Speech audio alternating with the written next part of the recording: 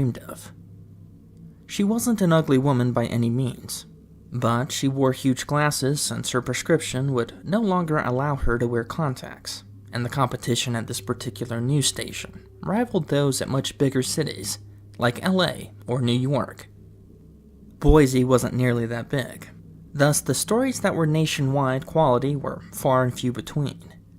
Halloween was a pretty big deal for Idaho viewers, but nothing really jumped out at Jess to make her segment pop. Haunted corn mazes or pet costume contests had been beaten to death, and even then some. Jess needed something new, something scary, something to help her grab national headlines. If her segment was able to do that, she was for sure able to land the lead anchor woman and hopefully move to a bigger station in a bigger city. The team meeting for the station started a bit late, but Jess was early. She waited as her coworkers and producers entered the meeting, with jovial expressions as most of them had already landed the job they wanted. The meeting was going to go over everyone's stories for the upcoming week, which included Halloween. It was time for Jess to pitch her idea to the group, but she remained silent, as most of her cliché ideas had already been taken by other anchors. "I don't really have anything," she said in a defeated tone. The producers' faces clearly held disappointment, but they nodded in support. "Well, that's okay. We have a couple of stories that you could go with, but they aren't exactly breaking news. Meet us after and we can break it down for you," Brian, the head producer, responded, with an odd grin. Brian was about 15 years older and recently divorced. He had made attempts to hang out with Jess for some time now, way before his divorce. Jess smiled politely and the meeting continued. The meeting finally ended, and rather than staying after to meet with Brian, Jess headed straight to the parking lot and jumped into her car. Instead of going home, Jess just waited and checked her emails on her phone, in a last-ditch effort that any of her leads had replied back to her. After a few minutes of seeing no new emails, she started her car, but before she could put it in reverse, someone knocked on her window. To her surprise, it was Shane, her cameraman and good work friend. She smiled and rolled the window down. Shane was in his mid-20s and covered in tattoos. His appearance caused many people to treat him differently, but not Jess.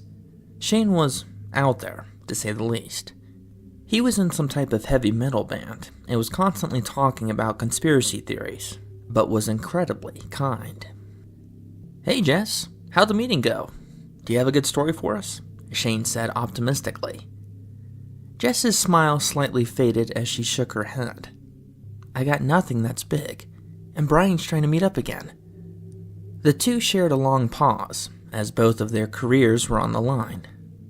"Well, I guess that's good news, because I think I might have something," Shane replied with a mischievous smile. "Oh boy, well, what do you got?" Jess replied, knowing fully well that it was going to be some conspiracy theory nonsense. Shane smiled and hopped in her passenger seat. "Okay, hear me out on this," Shane started. Jess removed her glasses and rubbed her brow, as Shane spouted off about how he met some girl at this party. Apparently, she was a part of some type of cult, who was trying to summon some entity called the Lord of Flesh. Jess put her glasses back on and gave Shane a look of disappointment. "All right, buddy. I think we should start drug testing you," Jess said sarcastically. But Shane insisted. "No, seriously. I think we have a story here. I think since you don't have anything, this is worth looking into. Plus, I never ask for anything, and I'm asking you to check this out with me. I know where to go so we can both be concealed and we can have our story." Shane and Jess shared a brief moment of seriousness that they rarely had. Jess paused. "It's either this or meet with Brian." "Okay, fine," Jess said. The two then got prepped for the story and planned on meeting back at the news station around 7. Jess arrived and Shane was already waiting for her in the parking lot. His studio van door was open and he was having a cigarette. Jess pulled into the spot next to him and got out to greet him. Shane put away his cigarette and hopped in the driver's seat, and Jess hopped in the news station van. The two took off of the parking lot and onto the highway. Jess was worried, not for what they were about to investigate, but about her career. If this story flops, then she knew that Brian would have an issue for not having a story for Halloween. Shane was visibly excited to be checking out this story firsthand. Normally, he had been restricted into basic surface-level stories, and nothing with real substance. But to be able to investigate a cult ritual in the middle of the woods for a Halloween story was a dream come true. Shane's GPS eventually led them off the well-lit highway and down some back streets of less populated towns. The sun had set now, and the streets were only illuminated by the yellow headlights of the station's van. Shane then parked the van off the side of a dirt road and exited the van. "Here we are," he said excitedly. "So the location is a good distance into the woods, but I made sure to give us enough time to hike there while I carry this heavy studio camera," Shane said while loading up the heavy camera and the external battery pack. The two set off into the dark woods with nothing but flashlights to guide them. "I can't believe you talked me into this," Jess said out of frustration when the two were clear into the dark woods with nothing around them. Shane looked on his phone and pointed off into the distance. "Oh, please. Not like you had anything better to report on. It's just over this hill, so we need to be quiet." The two did their best to walk up the steep hill with leaves on it, but sure enough, looking down on the other side of the hill was a cleared-out area with a single torch lit. "This is it," Shane whispered. Jess was slightly shocked to see that there was in fact some substance to what Shane was saying. "We got here a little early. They should be coming soon." The two remained silent, and fear began to crawl down their spines when they eventually saw off in the distance a small light coming towards them. Terror didn't even come close to describe what Jess saw. Amongst the many hooded figures were 6 people that had their hands tied behind their backs and were dressed in underwear with black sacks on their head. The sounds of sobbing and dread could be heard from those that were bound. "Oh my gosh," Jess whispered to Shane. "What is this? What are they going to do to those people?" Shane shared a similar reaction as he clearly had no idea what was about to happen. "We need to call the police," Shane whispered. The group of hooded people arrived at the single torch and placed their torches in a circle which illuminated a small area, which had some type of cylindrical structure in the middle, no higher than waist high. "Is that a well?" Jess asked.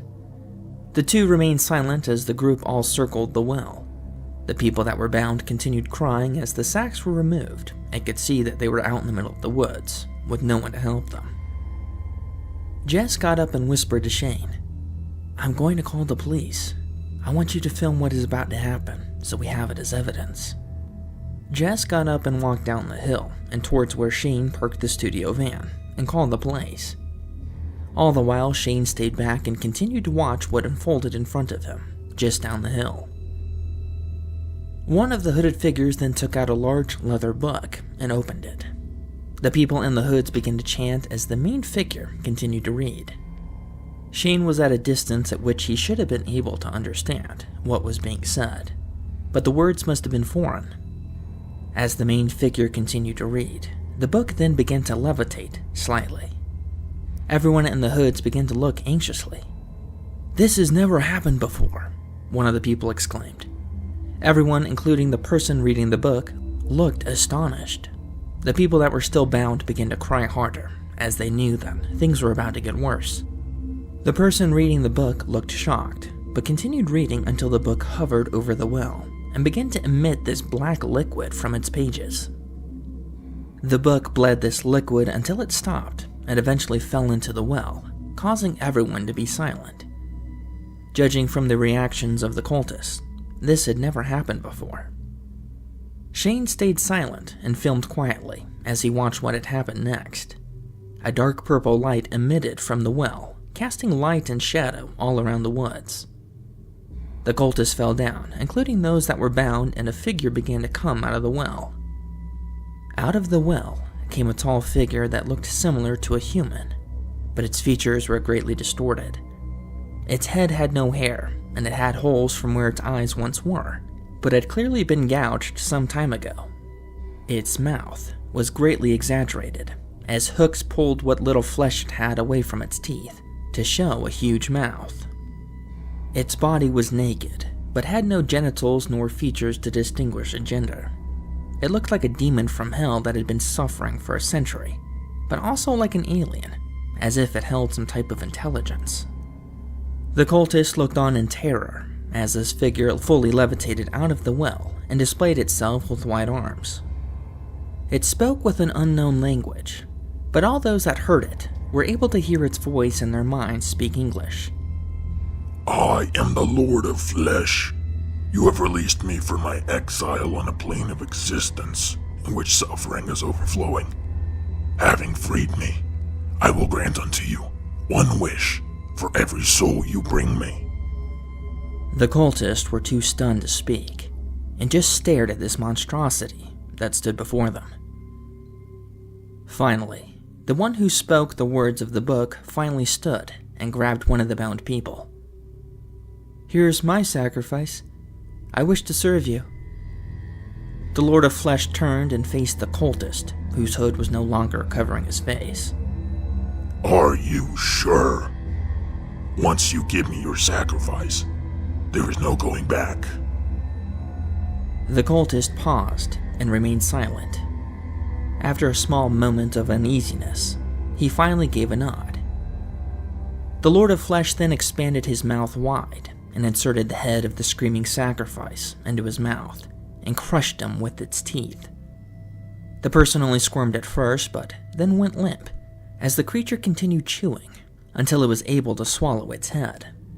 The Lord of Flesh then discarded the rest of the body and stretched out its hand to the cultist. As you wish. You will serve me as one of my followers. The cultist then fell down and began to shout in pain.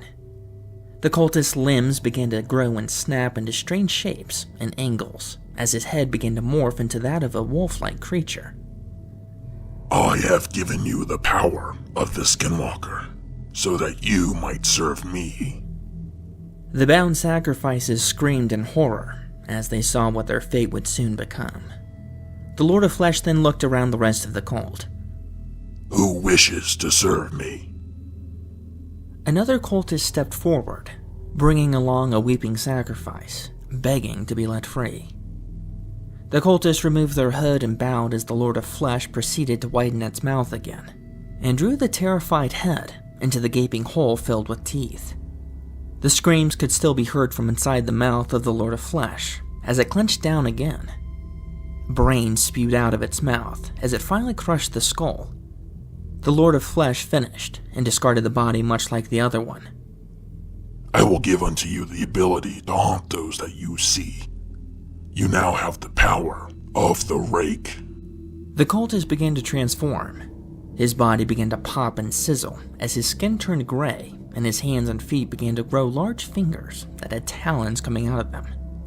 His eyes began to go black and his jaw snapped open as more razor-sharp teeth began to fill his mouth. Shane could tell that this man was immediately regretting his decision to follow the Lord of Flesh. The pain must have been excruciating, as Shane could hear his body clearly twist in terror into this new creature. All he could do was watch and film as this creature from another dimension continued to turn these people into these creatures. Jess was able to make it out of the woods and back to the studio van and called the police. She was dispatched to the local police station that was about 40 minutes away. She told them what was happening and gave them the location of where she was.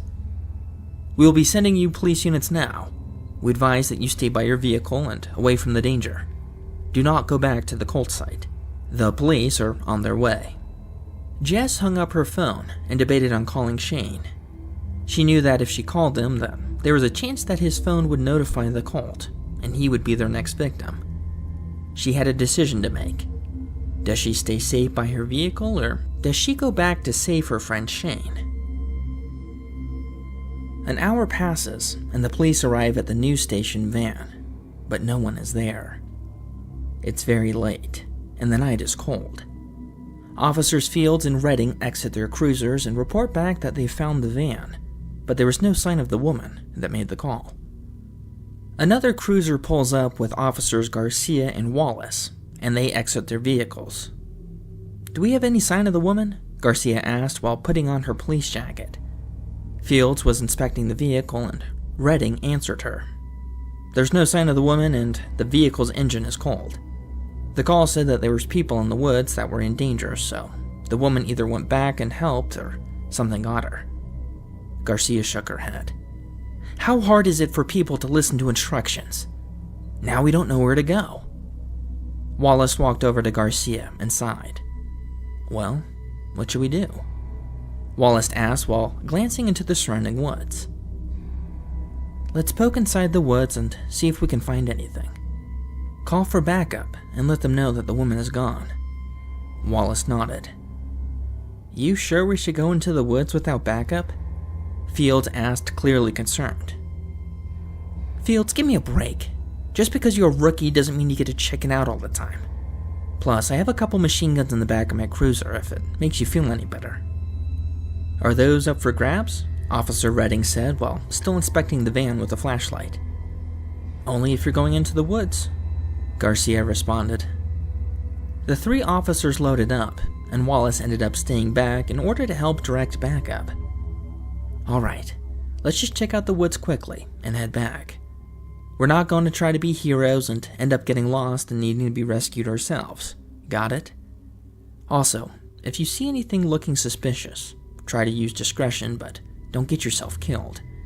These cultists aren't to be played with," Garcia instructed as she picked up a shotgun with a flashlight undermount and started heading into the woods.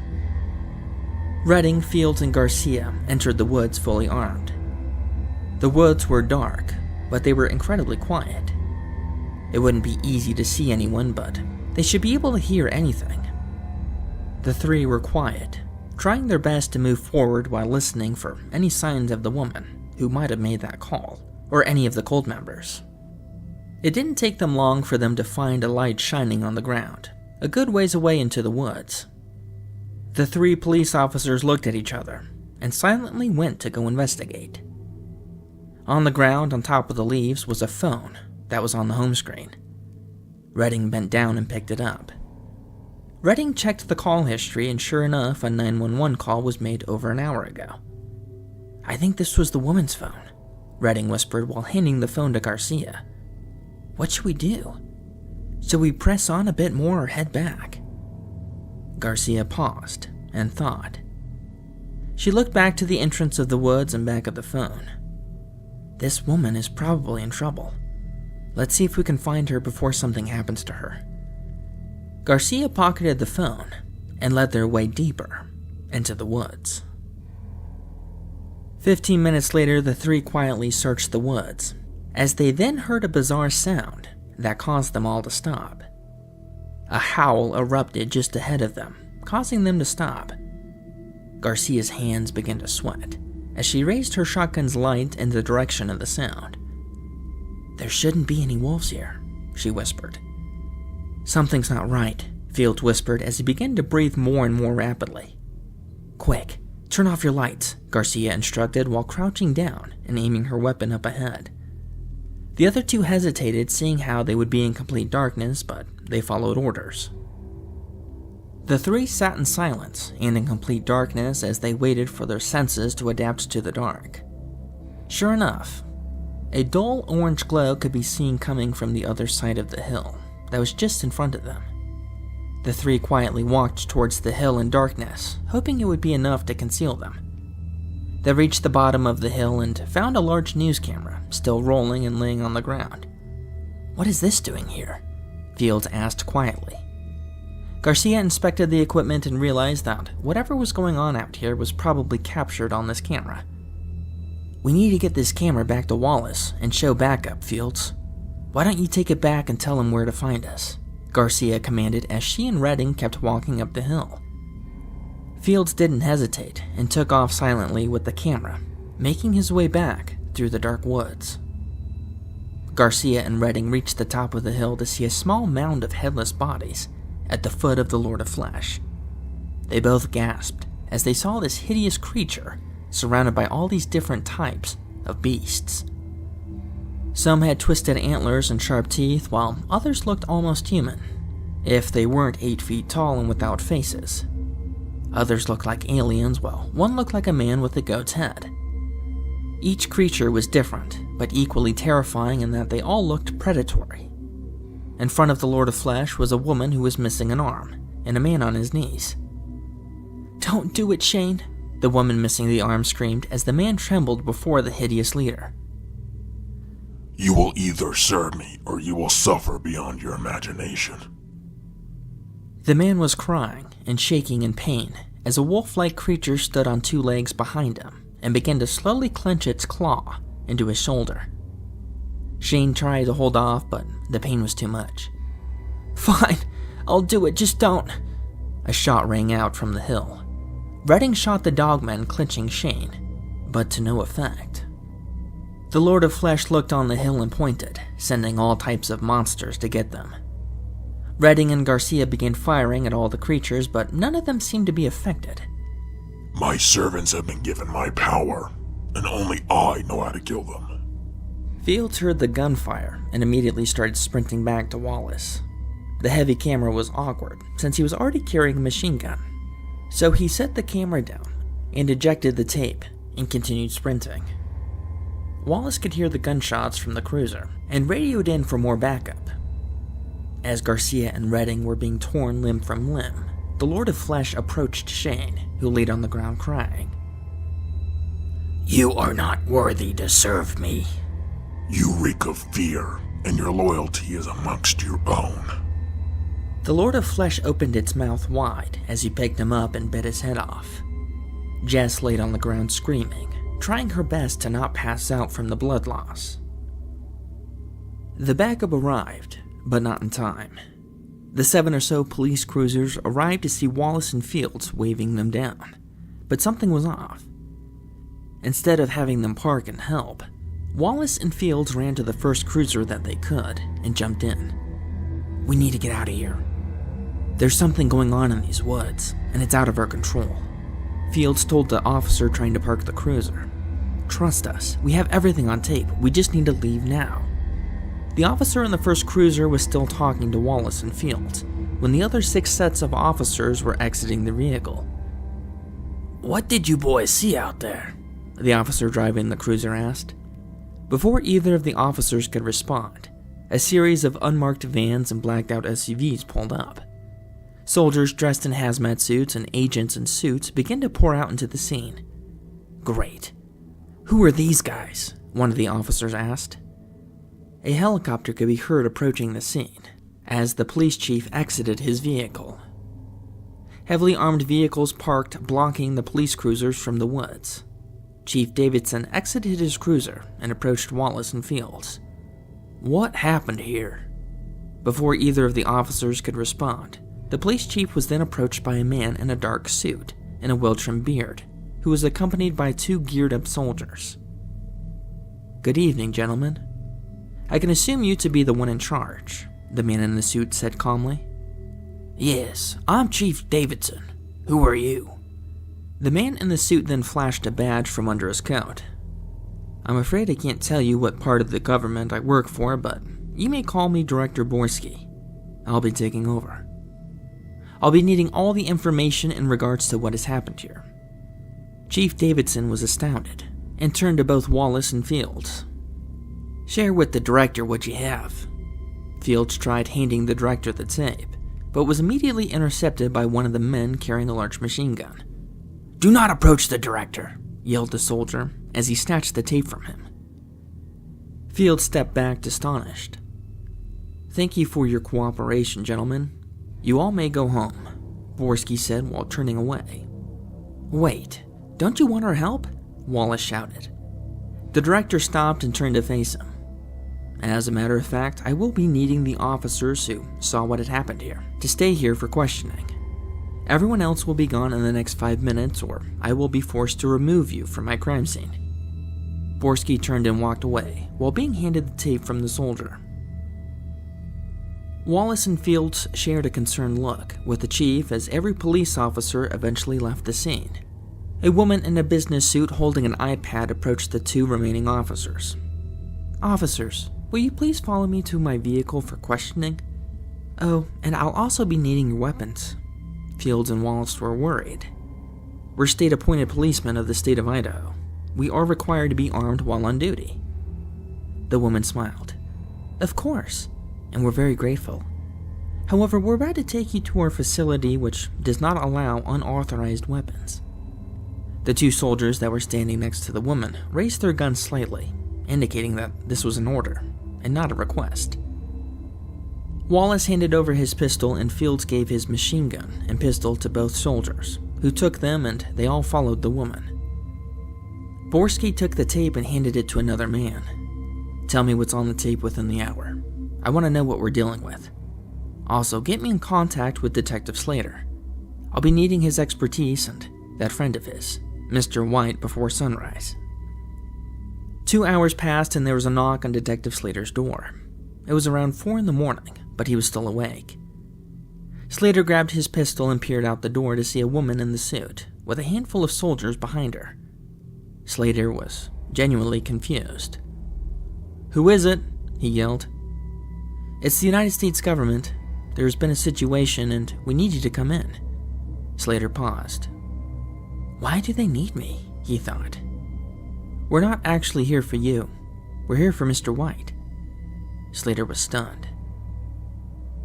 "We are not here to arrest you. There's been an incident and we think there's something much worse than just one Wendigo."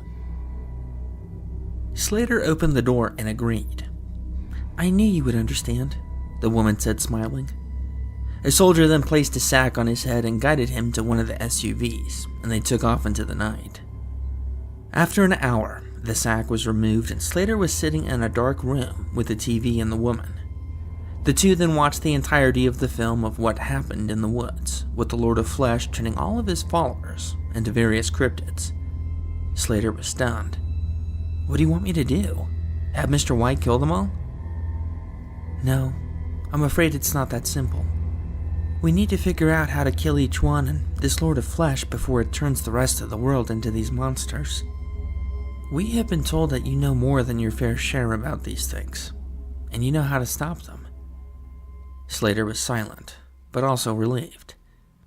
"If you help us with this, then we'll leave you and your friend alone, but if you decline, it'll be the last thing you do," the woman said plainly.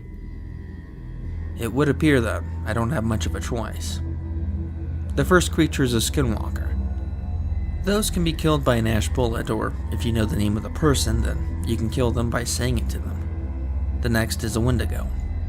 Those can be killed by fire or damaging their brains. The dogmen don't like silver, so I think that's how they die.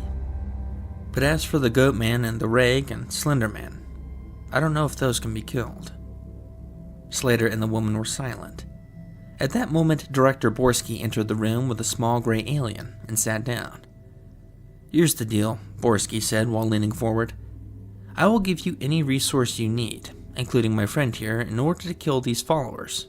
But I want you to bring me this Lord of Flesh, alive." Slater shook his head, as he had seen this type of alien before. "The last time I saw one of those, it tried to kill me." Borsky smiled wide. "We know. However, my friend Bob here is a part of the department, and he will be vital to this operation. He won't harm you." Bob waved to lighten the mood. "Bob here can shapeshift, and to a degree able to use telekinesis and telepathy. This should make the playing field somewhat even." Slater exhaled and shook his head. "How am I supposed to capture this Flesh guy without him killing us?" Slater said, frustrated. The director got up and walked over to the door. "I'm sure you'll figure it out," Borsky muttered as he exited the room. Bob and Slater shared a brief moment where the two just looked at each other. "I don't have to look like this," Slater heard in his mind, but the voice wasn't his. "In fact, I can look like you." Bob then transformed into a similar-looking man around the same age as Slater. "Just try not to get in the way, Bob." Slater took the two officers, Wallace and Fields, and were given a small team for him to lead, as well as his new teammate Bob. The team included 8 soldiers, a handful of military-grade vehicles, and an infinite amount of weaponry and ammunition. Out of the weapons, Slater only took with him several machine guns and a couple of high-powered sniper rifles and 3 flamethrowers. The rest would be useless, and even the ones he picked out would need alterations to make them fatal to the creatures. Slater and Bob gathered the team and briefed them on what they were about to do. Good evening, team, or should I say good morning at this point. I'm Detective Slater, and this is my new partner, Bob. We will be hunting several entities and cryptids that have powers and abilities that we will need to assess before we engage them. The first cryptid that we will be pursuing is the Dogman. We need to be extra cautious, seeing how only silver objects can harm it, and this creature is incredibly fast and strong. Bob then began handing out boxes of silver bullets, as Slater continued talking. The goal here is to pick off these cryptids one at a time. Altogether, they'll be nearly impossible to stop. It is vital that we stop this Flesh guy before he and his followers hit a major city and cause real problems. The team started loading their weapons with silver bullets, as Slater continued. There has been a sighting on the way to this small town about 30 minutes ago, and we need to check it out. Any questions? The soldiers looked unfazed by the news, but Wallace and Fields were stunned. Fields raised his hand. What if we don't want to do this? He asked, cowardly. This is a top secret mission. You will be held in detainment until we eradicate all these entities, Slater said coldly. Trust me, buddy, you are not backing out of this, one of the soldiers whispered. The team loaded up in several vehicles with all the equipment.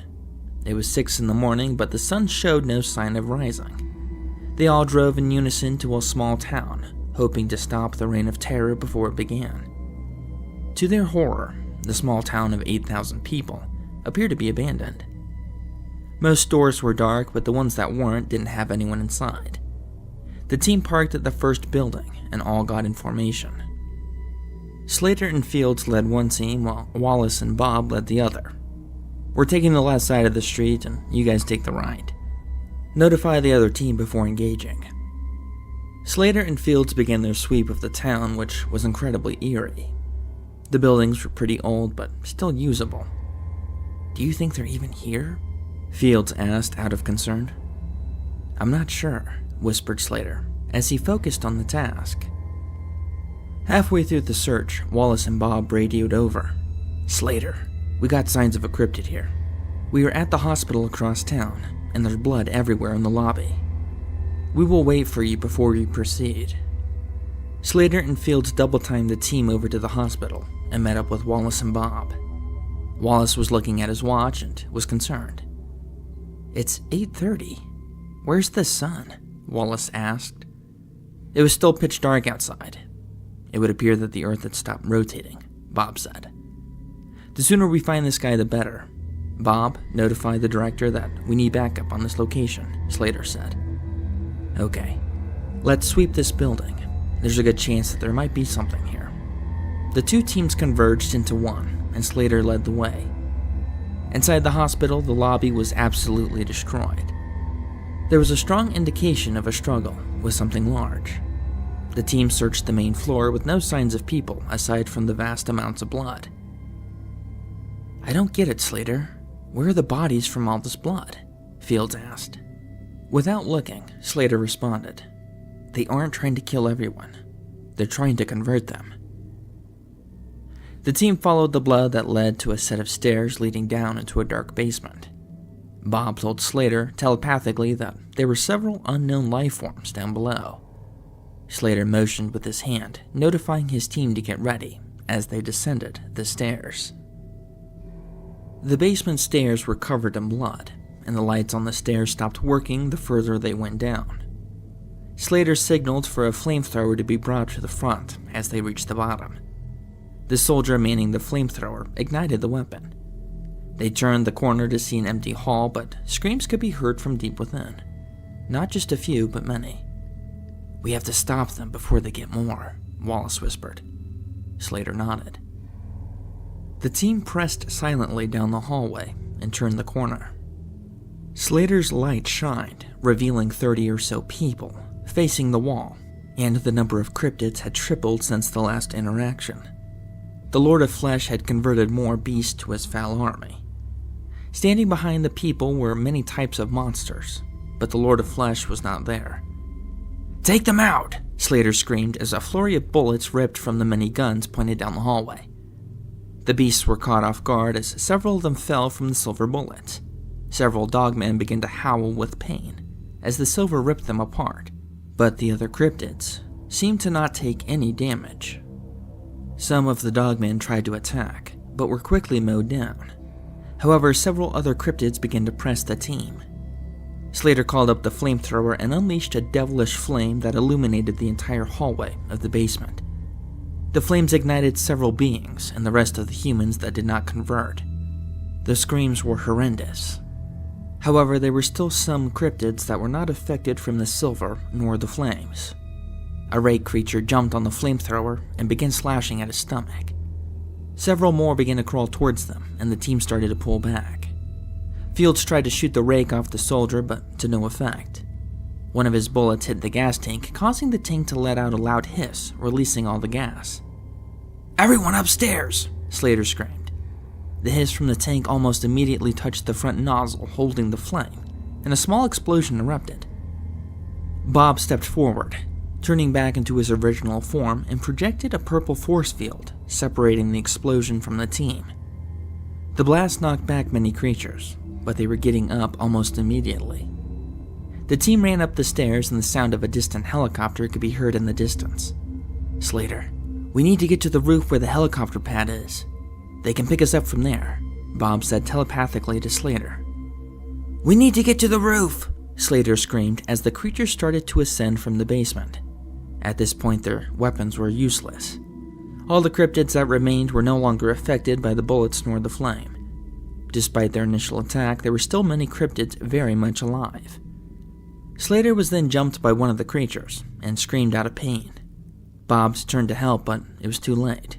Slater was already swarmed by the beasts. Bob led the team up the stairs and through the hospital to reach the roof. Slater was being cut from all sides of his body when he began to transform into Mr. White. Mr. White's Wendigo form caused the beast to stop attacking him, since he was now one of them. But Slater was still in control of his mind. "Mr. White, we need to hold these guys off until our team is able to get out of here." Mr. White then got up and began to crush the smaller cryptids with his large talon-filled claws. The cryptids then turned on him again, but to no avail. Mr. White's Wendigo form was too powerful for 2 or even 3 monsters at once, but there were still dozens and dozens coming out of the basement. Seeing that the monsters were no longer going for his team, Mr. White then fled from the stairs, seeing how if he kept this up that he would soon die, even in his Wendigo form. 2 choppers landed on the roof and picked up the team, taking them back to safety.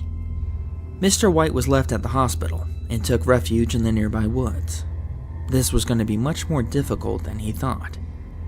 The cryptids alone almost killed Slater and his team, had it not been for Bob and Mr. White. Slater needed more help, and he knew exactly who to go to. Slater was able to radio to Bob that he was still alive and to pick him up. It was 10 a.m. now, and the sun still hadn't rose. The earth was just as dark as it was when the Lord of Flesh appeared. A chopper was sent to pick up Slater, but inside to greet him was Bob, Fields, Wallace, and Borsky. Bob was flying the chopper, and Borsky jumped out to greet him. "So, you took out a handful, but nowhere near all of them. The Lord of Flesh wasn't even there, and he beat you. What are we gonna do?" Borsky said, frustrated. Slater hung his head. "I know of one more person that might be able to help us, but she's unreliable. There's a witch in the woods, and she knows how to kill any cryptid. Last time I talked to her, she got my client killed. We are out of options. If we don't get this earth spinning soon, then we're all gonna die," Borsky said while getting in the chopper. "Let's go find her." Slater jumped into the chopper, and Bob read his mind, telling him where the witch was. Bob flew the chopper 2 hours north to an eerie set of woods where the cave to the witch was. They landed in a small clearing not far away, and Slater led the way. Bob stayed in his alien form, and Borsky and the other officers followed, while holding rifles. Slater was able to find the cave again, but there was something wrong when they approached the opening. Outside the cave were hundreds of people in a zombie-like state. Amongst the people were various cryptids and even aliens that looked monstrous. "What is this?" Slater whispered. The group stopped, seeing that there was something off about where this witch was staying. "She is in there with him," Bob said telepathically to Slater. "He can't use his powers in there. The witch put a curse on that cave and no one has power in there but her," Slater whispered to the group. "Now is the time to kill him. But how do we get past the army of followers?" Fields whined from the back. "I have a theory, but it's risky," Wallace said, as he placed his weapon down and walked towards the followers. "You said his powers won't work, right, while he's in the cave? So his followers shouldn't attack us." The group was silent. "That's risky, but it's worth a shot," Borsky said while laying down his gun. "Bob and Mr. White should be able to protect us if this goes south, right?" Wallace approached the cave and sure enough, the followers were unresponsive. The rest of the group saw this and followed behind and entered the cave with Wallace. Once inside, the group made their way through the cursed cave, feeling dread and fear deepen with each step. Once inside, the Lord of Flesh and the witch turned to see the group enter the small cave. "Slater, what a lovely surprise," the witch said with black teeth. "I'm sure you met my new best friend. His work is amazing," she hissed, with an evil smile. "I'm here to bargain with you. This Lord of Flesh will destroy this planet if we don't stop him. A planet that you live on," Slater said. I am granting her royalty on my own planet, the Lord of Flesh said while smiling. She will have an infinite amount of souls to torment if she follows me. The Lord of Flesh walked over to Borsky. Do you remember me? To me it felt like eons, but for you, it was only a couple of years. Borsky looked shocked. "I've seen a lot of things in my time, but I haven't had the misfortune of meeting you." Of course you know me. We used to work together to kill those things like him, the Lord of Flesh said while pointing to Slater. Borsky paused. "The only person I killed a Wendigo with was..."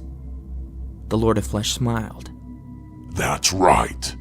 I used to go by the name of Agent Johnson, but that was before. I have now ascended beyond and have shown many a great and terrible things. Things I want to show you. "How is this possible?" Borsky gasped. The portal I use doesn't just travel through time, but also space. I used the portal to save that one family from turning into Wendigos, but I decided not to stop there. Why not use it to travel through space? I have traveled to many places, most of which were inhospitable, but I eventually found a new planet filled with pain and horror. It turned me into this, and I now wield unrivaled power. I'll make a deal with you. You guys give me Borsky and I'll go back to where I came from, but my followers stay behind. What do you think? The Lord of Flesh said while smiling wide. Borsky was shocked. "I'm not going anywhere with you," he said while pulling out a pistol. Slater and Bob immediately jumped the director and wrestled the gun from his hand. "Take him and leave," Slater said. Only one small problem. This witch won't cast me a portal unless I offer her something she wants. She wants the spirit of a Wendigo, but I can only transform her permanently. She wants to be able to turn at her own will. We all know how this ends for you, Slater. She must eat you. Much how you ate your father to become who you are today, the Lord of Flesh said. Slater paused. "No, there must be another way," Wallace said. "No. I promised this witch a while ago that she could eat me once I died. Today seems as good as any," Slater said with a slight hint of sadness. The witch jumped up and down and started dancing, and she made her way over to Slater. "Don't worry, dear. I'll be sure to kill you first," she said with a smile. She slashed his throat with her sharp fingernails and began twisting his head off. With a quick snap and tear, she pulled his head off and his neck and head still bled. "Oh, how I wanted this for some time now," she said while holding her prized trophy. She then casted a portal on the far wall. The blue hole in space twirled as the Lord of Flesh grabbed the struggling Borsky by the throat and walked over to the portal. "This isn't the last you'll be seeing me," Borsky screamed as he and the Lord of Flesh walked through. The portal closed, and Bob, Wallace, and Fields were left inside the cave as the witch began feasting on Slater's body.